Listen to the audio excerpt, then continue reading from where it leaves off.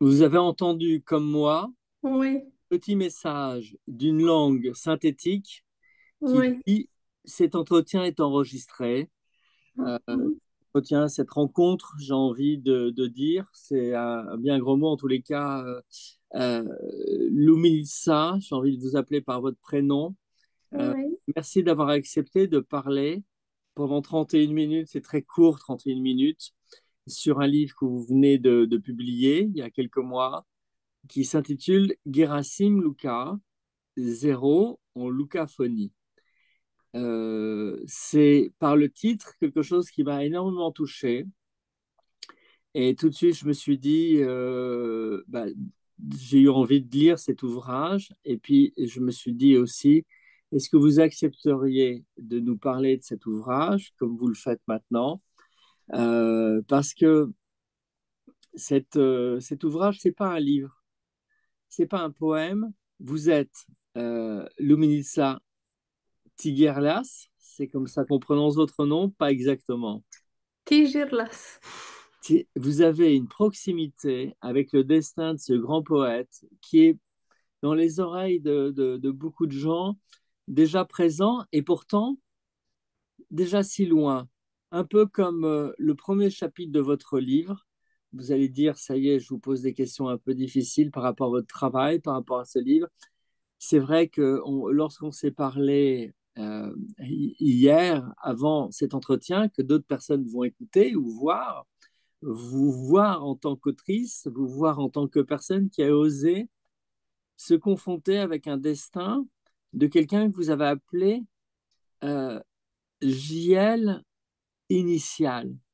Vraiment, c'est quelque chose qui m'a énormément touché. C'est-à-dire que dans votre livre sur Luca, qui est un grand poète d'origine roumaine, vous avez dans votre travail de recherche, abouti à un livre en papier qui est celui-ci que j'ai entre les mains.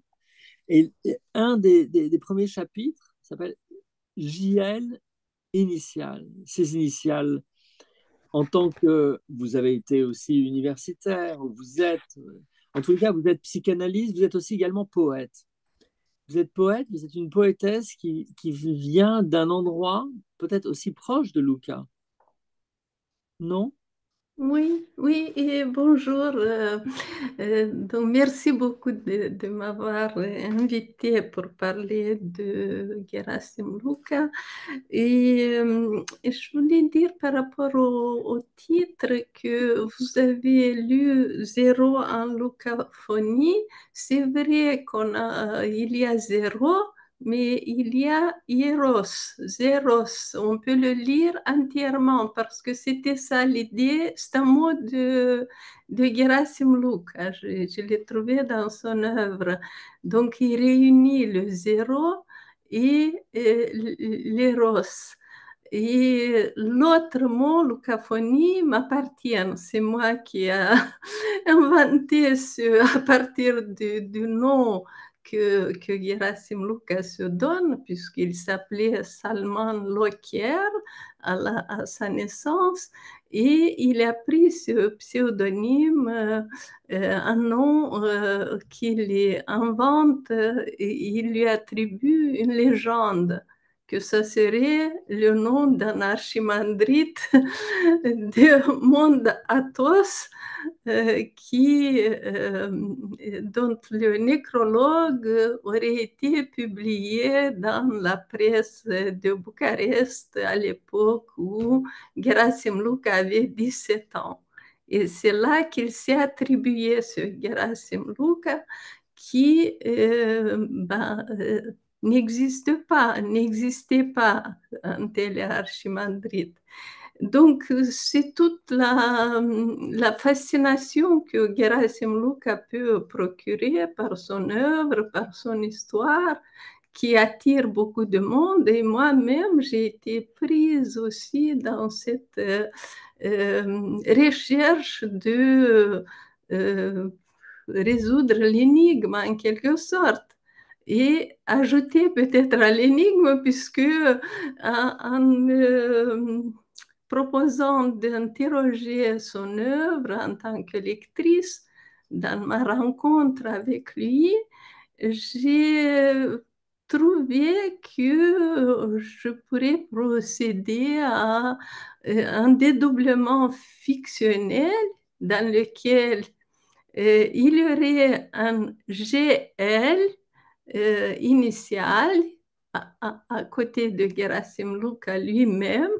Ça peut faire penser aussi à Pessoa avec ses hétéronymes, où il existe Fernando Pessoa lui-même et 50 hétéronymes au moins.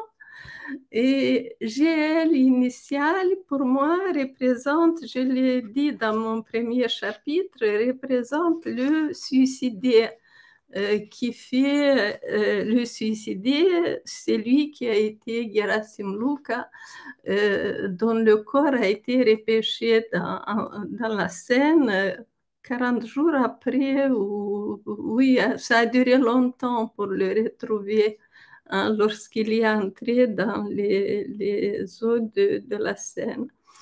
Donc, ça crée voilà, cette atmosphère mystérieuse dans laquelle a vécu Gerasim Luka, qui se disait étrange juif, apatride. Il tenait à ce type de désignation, hein, autodésignation. Et en même temps, ce qu'il mettait quand même très, très en scène, c'était sa voix. Donc, c'est par ce biais-là que j'ai voulu attraper quelque chose de Gerasim Luka justement parce que moi-même, j'ose pas aller sur scène, lire mes poèmes, alors que Gerasim Luka était tout, son corps était voix.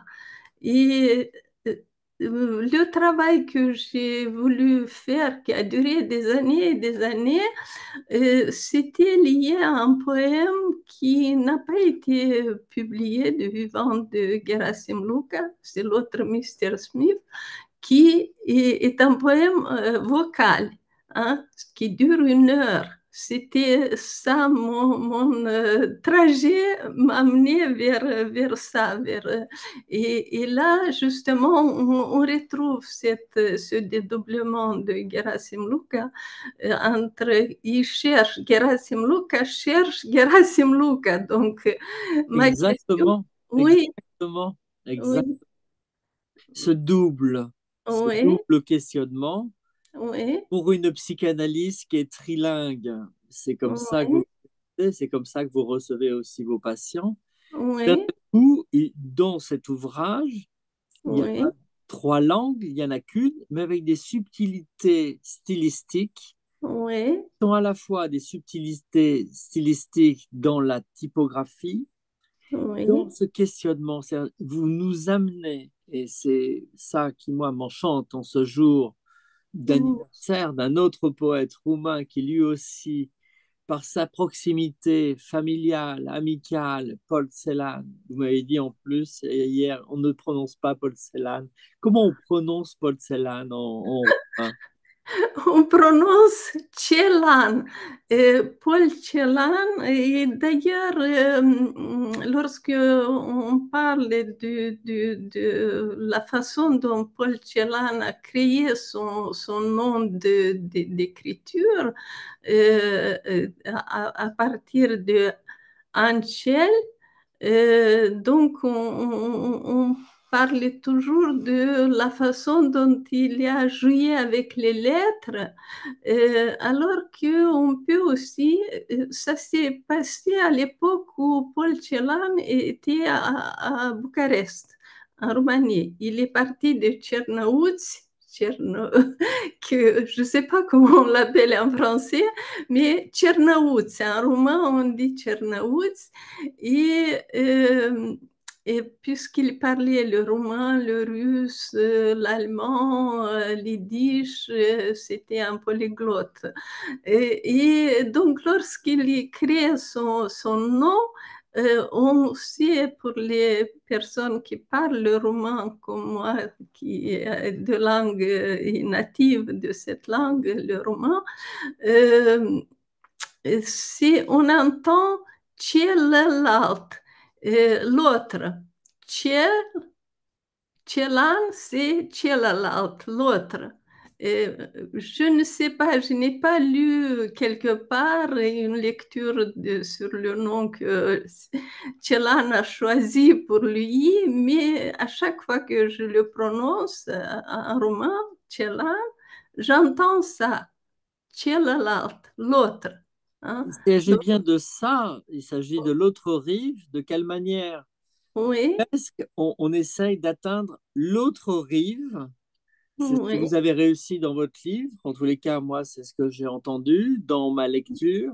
Vous avez oui, réussi à travers ce JL qui concerne ce Luca, alors qu'on fait référence à un autre poète roumain. Les oui, deux, et ça, c'est peut-être parce que vous êtes à la fois poète, vous êtes à la fois lié avec ce pays dont ils viennent, la Roumanie. oui, Vous avez réussi ce que eux ont tenté, vous avez réussi à traverser le fleuve. Vous avez réussi à traverser, vous avez tissé un pont. Le premier pont, c'est celui qu'on vient d'évoquer, qui est votre invention oui. d'écriture. Vous avez Mhm, réussi à traverser ce pont de la vie, de ces œuvres, JL initiales. Et en mhm, nous rappelant, comme vous venez de le faire, qu'à un moment donné, ces poètes traversés par d'autres langues se sont nommés à un moment donné, mais vous êtes également psychanalyste et c'est ça qui est très intéressant et je vous en remercie. Il ne s'agit pas simplement de personnes qui auraient laissé une œuvre sur la rive après avoir malheureusement pas réussi à traverser l'autre rive de la vie. Au contraire, vous nous dites ils restent vivants dans leur œuvre pour Gerasim Luka à travers effectivement la posture qu'on le connaît à travers les enregistrements audio et visuels. C'est oui, une personne avec un corps. C'est ça. oui, Vous venez de donner corps dans votre ouvrage à travers différentes recherches que vous évoquez, stylistiques, linguistiques, psychanalytiques. D'un seul coup, il y a une proximité, c'est que vous vous êtes confronté avec quelqu'un qui vous parlait. oui, Il vous a parlé en quelque sorte et vous mhm, lui avez répondu. C'est comme ça oui, que je l'entends. Vous avez été convoqué, et c'est pas simplement un travail avec un livre, c'est d'un seul coup, vous avez inventé quelque chose en tant que poète et psychanalyste.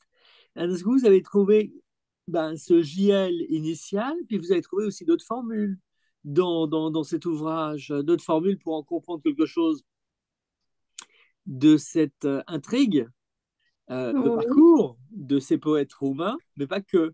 C'est pas oui, Zanzara, ce n'est pas Dada.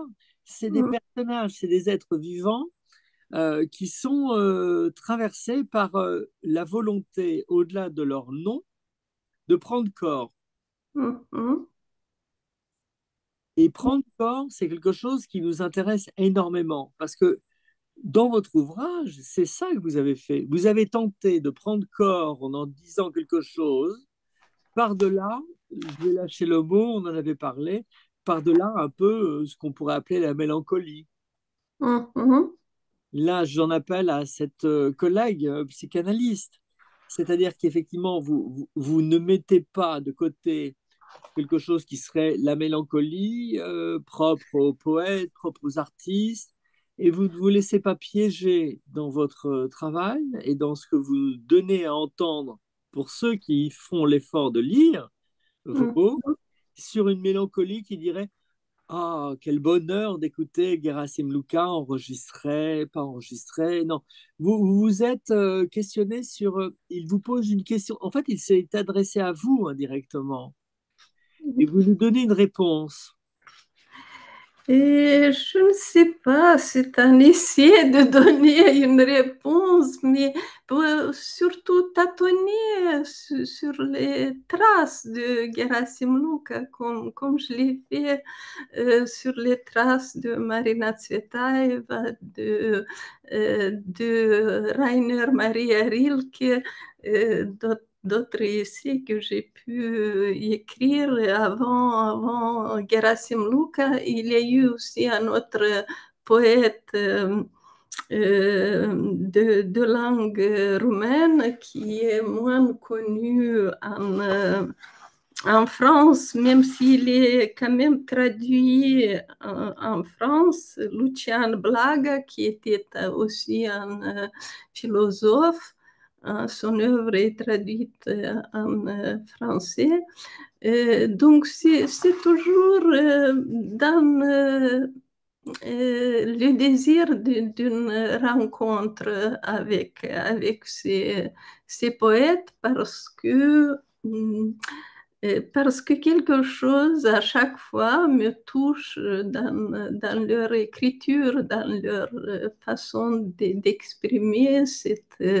Assez souvent d'ailleurs chez les quatre poètes que je viens de citer avec Gerasim Luca, il y a cette douleur d'exister qui est propre à la mélancolie. Hein.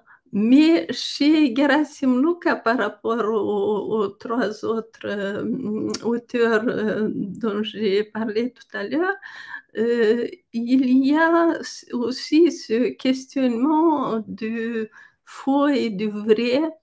Hein. Et d'ailleurs, j'ai intitulé un des chapitres de mon livre, lequel des faux Gerasim Luca est-il le vrai? Je crois que c'est comme ça.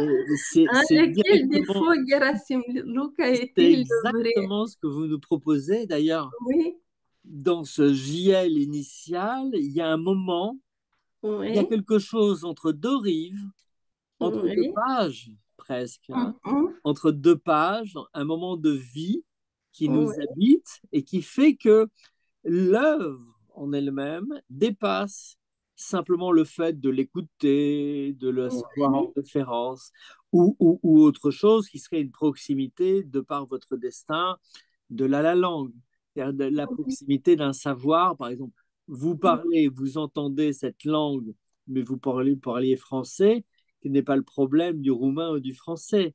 Et vous avez été, je dirais, presque peut-être que c'est ça qu'il voulait, Gerasim Luka, peut-être, je ne sais pas.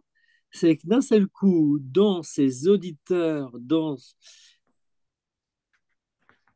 qui dépasse la partition, dans ce qui nous reste des enregistrements visuels ou sonores, d'un seul coup, vous avez été happé, vous avez été saisi. Ça nous parle pour les psychanalystes que nous sommes. C'est-à-dire que d'un seul coup, il s'agit au-delà du signifiant.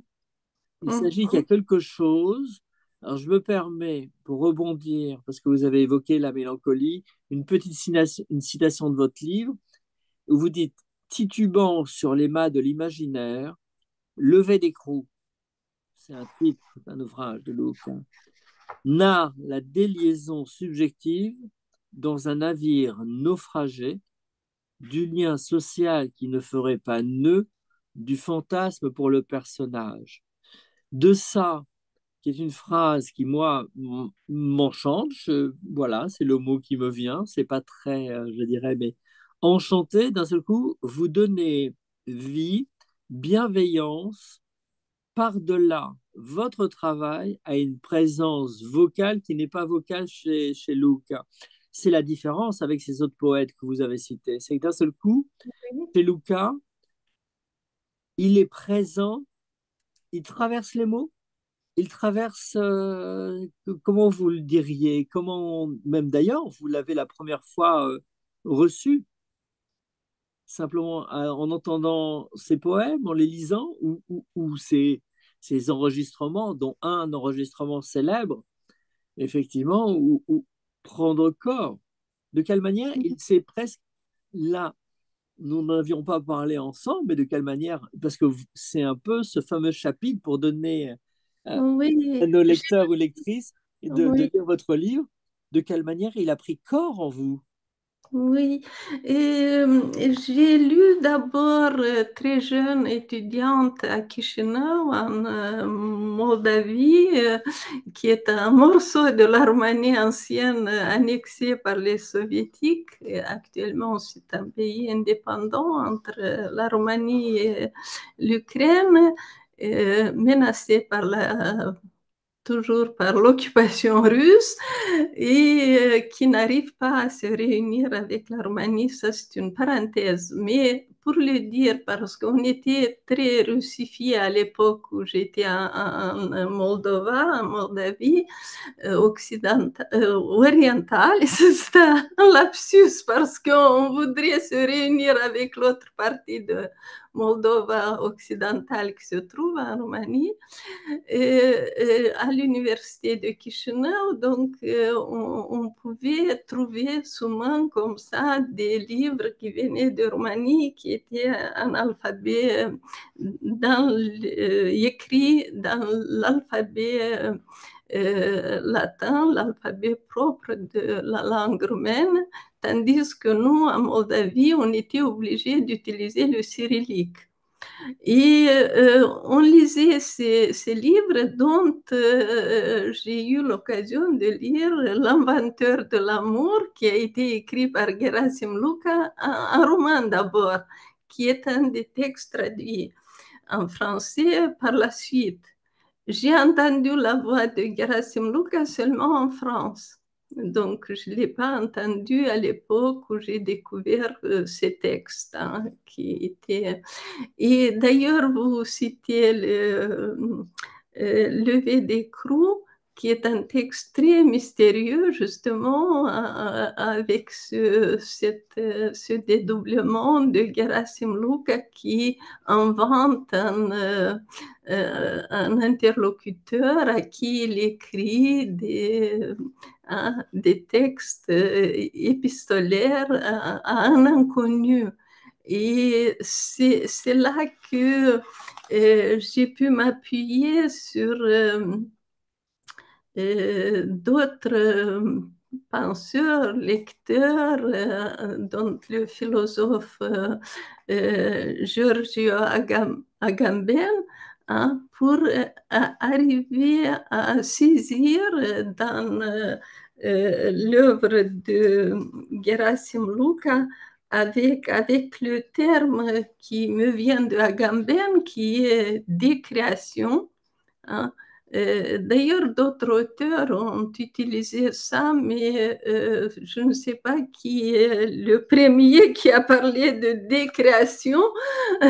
En tout cas, on le trouve chez les psychanalystes. Voilà. Donc, en tout cas, pour moi, ça a fait lien avec ce que Gerasim Luca propose comme des monologues, comme détricoter quelque chose du, Exactement, voilà, exactement. Vous du, saviez que j'allais vous poser la question, donc parce que c'était quelque chose qui me taraude, vous m'avez retrouvé votre souffle. Ce Agamben qui, en fait, qui vous accompagne, non pas comme oui, une référence intellectuelle, mais qui, à un moment donné, oui. éclaire au sens de d'ouverture, rayonne, vous Mhm, accompagne dans ce que vous avez entreaperçu chez Luca, qui vous appartient et dans lequel vous nous oui, amenez, et mhm, qui fait qu'il y a quelque chose, donc, à travers ce concept d'Agamben, qui vous a permis de solutionner le livre que tout le monde veut lire, mais surtout, qui vous avez compris, c'était encore une fois, on est sur ces histoires de double, oui, oui, oui, oui, oui. la vie, la mort, les frontières que l'on traverse. Une autre Mhm, citation, parce que bien évidemment, chers collègues, vous êtes quand même psychanalyste, et donc c'est aussi la psychanalyse, même si je sais que vous êtes poète, que je sollicite dans ce rapport d'échange et de confiance. C'est très important. Vous avez bien évidemment en mémoire, vous savez ce que disait euh, euh, Paul Celan sur le poème et la poignée de main. Donc en fait, on fait une poignée de main ensemble. En fait, on fait deux rives. Pour Gerasim Luca, vous écrivez dans votre livre, le désir d'écrire comporte probablement aussi la joie indomptée de la pulsion de mort. oui, Et c'est pas rien, c'est pas rien pour une psychanalyse d'écrire ça, parce que généralement les psychanalystes, ils aiment bien convoquer effectivement ces artistes qui nous devancent, qui seraient. Alors vous êtes déjà devancé puisque vous êtes aussi poète, mais la joie indomptée, il s'agit de ça aussi. C'est de quelle manière? Certainement, ça c'est un petit peu l'hypothèse que je vous soumets là maintenant.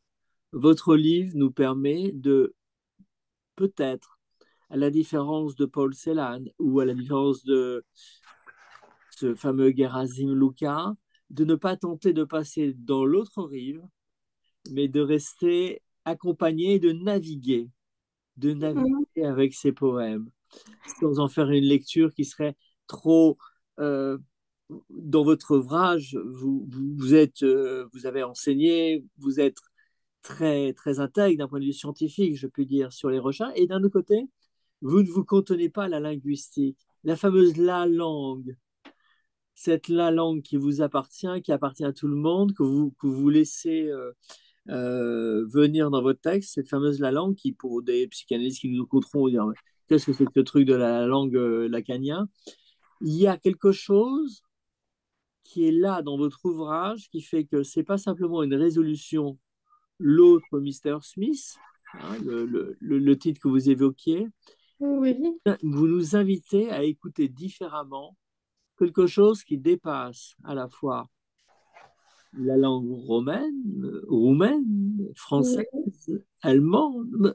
Vous nous invitez à rentrer en poésie. mm, Que pensez-vous? Vous nous invitez à rentrer en poésie, non pas à rentrer euh, comme on pourrait rentrer dans les ordres, c'est-à-dire avec aussi une lecture très religieuse de la chose, en disant, vous avez compris de Luca. Vous m'avez dit avant-hier, je m'excuse de ressortir.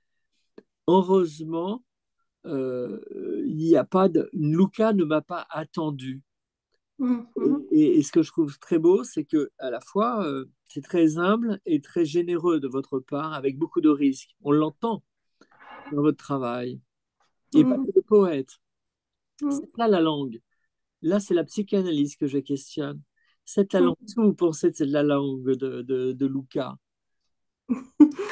Et Cette mère. ben, il suffit de voir un des titres de Gerasim Luka, Comment s'en sortir sans sortir. Hein? Vous l'entendez, comment il cherche ça, hein? Et ça lui vient voilà, de loin. Et, il me semble qu'il y a des choses hum, qui peuvent être prises un peu par le biais d'une hypothèse que j'ai faite dans ce travail, et que Gerasim Luka a pu faire du français, de la langue française, qui est une langue non maternelle, un sujet supposé savoir. Hein. Alors là, je sais qu'à un Oui, moment dans votre livre, effectivement, vous mettez le fameux sujet supposé savoir que tous nos collègues psychanalystes qui vous oui, écouteront, donc vont oui. courir acheter votre livre et vous inviter à en parler. Mais Mhm. est-ce qu'il s'agit d'un sujet ou est-ce qu'il s'agit d'un objet? Et qu'est-ce qui a fait qu'à un moment donné, vous avez évoqué une trentaine de minutes, c'est très, très court, et je vous remercie Oui, d'avoir accepté notre échange. Vous avez évoqué de quelle manière, à un moment donné, une personne dans sa vie, à une période historique très précise, vous l'avez relevé par rapport à les enjeux géopolitiques qui sont aussi contemporains et qui donnent des oui. dimensions sur la langue, de Mhm. quelle manière quelqu'un décide de se nommer, d'exister, de prendre corps Oui, dans oui. un champ de la création. Et, je suis poète. Alors, je me permets de vous lire encore une fois. J'adore les chiffres miroirs. Donc, c'est page 66. Donc, ça fait 2 6. Oui. Mon interrogation, votre interrogation dans ce livre, c'est pas Mhm.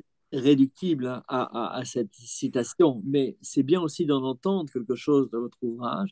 Mon interrogation risque d'être tout aussi réductrice que l'alignement des méthodes. C'est bien de... Oui, Vous ne nous épargnez pas entre crochets une analyse linguistique, une analyse historique, bien que oui, vous soyez poète, mais quel serait le mode de jouissance du poète Lucas avec poète P majuscule tiré entre poète et Lucas, c'est-à-dire de quelle manière il fait corps. Le mm, mot Lucas, à un moment donné, fait corps lorsqu'il combat ou se laisse aspirer par la phonie des mots qui les vident de leur sens, visible, intelligible, premier, jusqu'à les rendre signes. Et alors là, oui, bien évidemment, face à un poète qui est connu plus par ses enregistrements qu'il est oui, pensé comme ça, vous pensez le signe. Ce signe, c'est un signe, c'est le signe d'une poétesse, c'est le signe d'une psychanalyste trilingue. C'est pas simplement le signe de lettres A, B, C, D ou de couleurs synesthétiques. Peut-être. oui. Pour moi, c'est le signe de souffle de Gerasim Luka parce que lorsqu'il entre en scène avec ses récitals, c'est son souffle qui le porte. Hein, et ça amène à des traces autre que seulement quelque chose qui a été, parce que lui, il a pu aussi faire du dessin et toutes sortes de choses visuelles. Des cubes, Oui, des des cubes. cubomanies, ça s'appelle. Exactement, exactement. Oui, donc moi, Mais ce souffle, c'est le souffle de la vie, oui, oui, oui. non? Justement, c'est là que la joie indomptable de la pulsion de mort voilà, fait sens, puisque hmm, euh, moi, ce qui me paraît très, très important dans notre rencontre autour de Gerasim Luka, de ne pas seulement citer les choses que j'ai pu, moi, écrire suite à la lecture de Gerasim Luka, mais de lire quelque chose de Gerasim Luka lui-même. Hein, de- Mais oui. peut-être si on est à la fin Non, de... on n'est pas à la fin, on n'est pas au début, on est dans le fleuve, et on est dans Ah, le flux. On est dans le flux et vous nous permettez de naviguer au contraire. oui. Oui, justement, parce que ça me paraît. Vous voulez que Oui, je ne sais pas, l'autre Mr. Smith, c'est un texte très, très difficile, donc il vaut mieux l'écouter de la voix de Gerasim Luka par lui-même, parce que il y a ces lectures sur le net, mais hum, il y a quand même... l'autre Mr. Smith nous demanderait beaucoup plus. oui, oui, oui. Mais quelques mots de Gerasim de votre bouche, oui, bien sûr.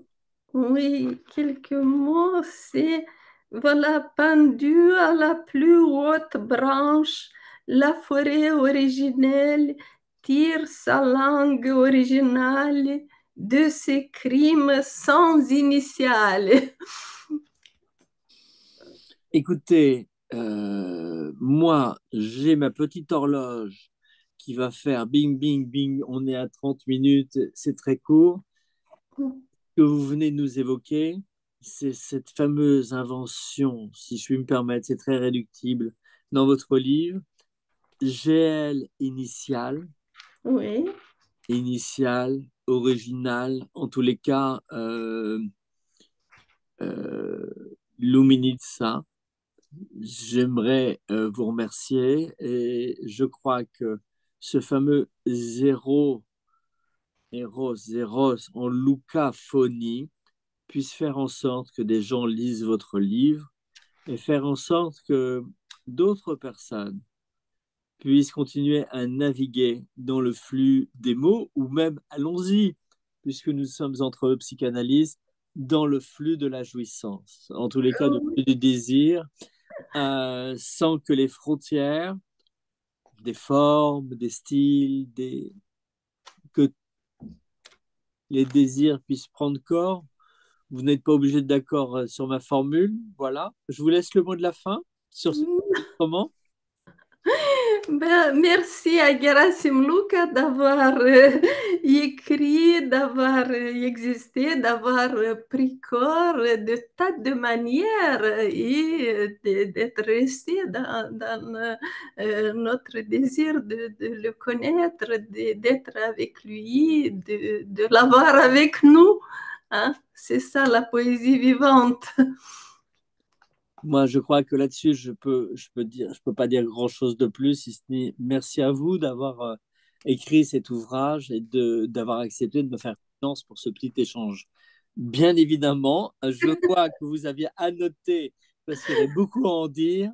Voilà, je sais que vous serez enchanté d'être invité dans des colloques, mais votre parole de psychanalyste, de poétesse trilingue, puisqu'on est resté sur cette formule, m'enchante. Et même si c'est pas très lacanien, mais j'aime beaucoup, en tout cas pour aujourd'hui, garder cette formule d'enchantement. D'enchantement, de quelle manière où des personnes nous accompagnent de leur présence qui dépasse les livres et les mots. Ça, c'était pour l'enregistrement. Et nous, on continue à échanger parce que maintenant, je vais dire, achetez ce livre. Voilà. Il faut acheter ce livre. Et quel est l'éditeur, rappelez-nous? L'éditeur sont les éditions du Cygne Ah, c'est très curieux, un signe, encore une fois. oui, oui, mais ça, c'est le cygne qui vogue sur l'eau, Et justement. exactement, Hmm. un signe qui vogue sur l'eau. C'est parfait. J'arrête là l'enregistrement et nous, on poursuit tous les deux. Bon, à bientôt.